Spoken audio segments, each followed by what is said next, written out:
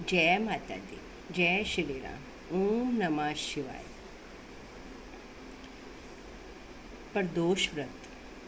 प्रदोष व्रत शिवजी की प्रसन्नता और प्रभुत्व की प्राप्ति के लिए हर मास की कृष्ण और शुक्ल दोनों पक्षों में त्रयोदशी तिथि को किया जाता है।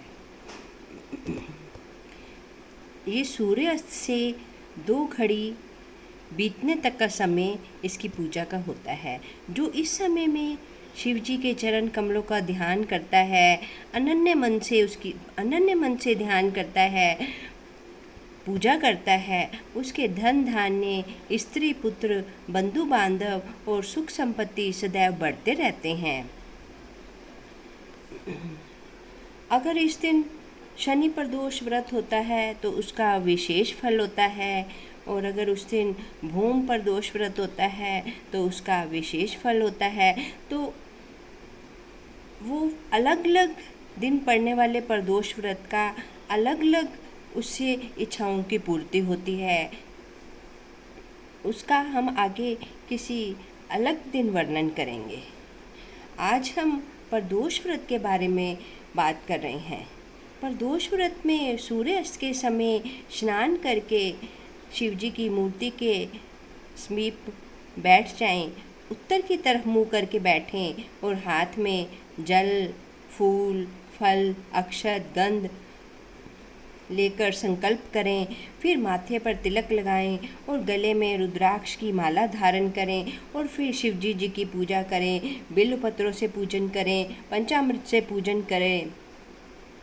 जो व्यक्ति बिल्व पत्र से शिवजी की पूजा करता है तो क्योंकि संसार में जो सभी तीर्थ हैं वो बिल्व मूल में निवास करते हैं, तो उस दिन हमें बिल्व के वृक्ष के मूल में भी पूजा करनी चाहिए। पहले तो जो शिव जी की पूजा है वो हम शिवलिंग की पूजा करेंगे, और फिर पूजा करने के बाद फिर हम जो व्रती है फिर उस दिन खाना खाएगा।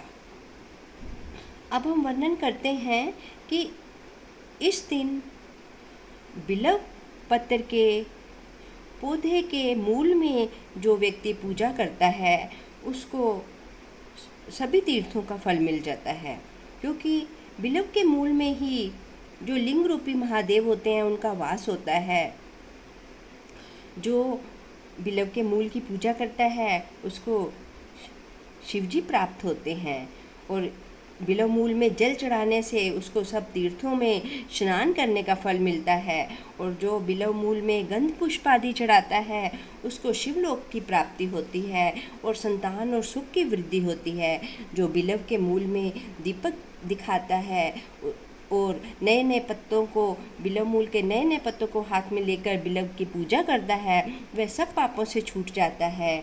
और जो बिल्व मूल में किसी शिव भक्त को भोजन कराता है उसको एक शिव भक्त को भोजन कराने का फल कई करोड़ गुना मिलता है। और जो किसी को दूध घी सहित अन्न किसी शिव भक्त को देता है वह कभी दरिद्री नहीं होता। इसलिए हमें आज के दिन बिल्व के मूल में भी पूजा करनी चाहिए। इसका भी शिव महापुराण में और अन्य शास्त्रों में बहुत वर्णन किया गया है।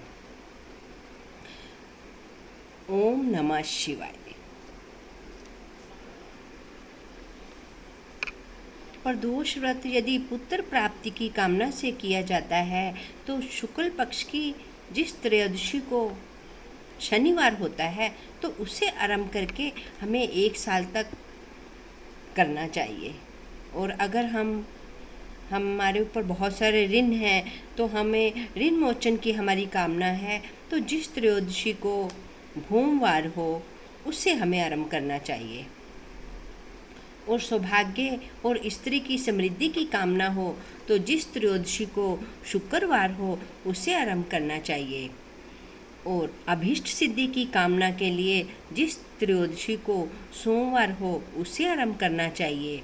और आयु आरोग्य आदि की कामना हो तो जिस त्रयोदशी को रविवार हो उससे आरंभ करके 1 साल तक व्रत करना चाहिए।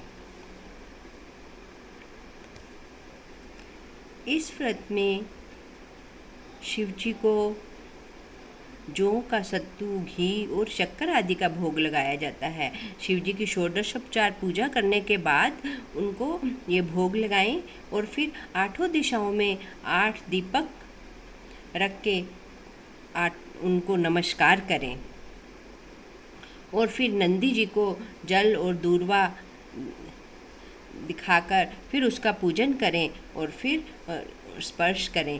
तो ये पार्वती और नंदी जी से ये प्रार्थना करें। ये विशेषकर स्त्रियों के करने का व्रत है। तो स्त्रियों को पुत्र की प्राप्ति, सुख की प्राप्ति सब शिव जी से प्राप्त होती है। ओम नमः शिवाय।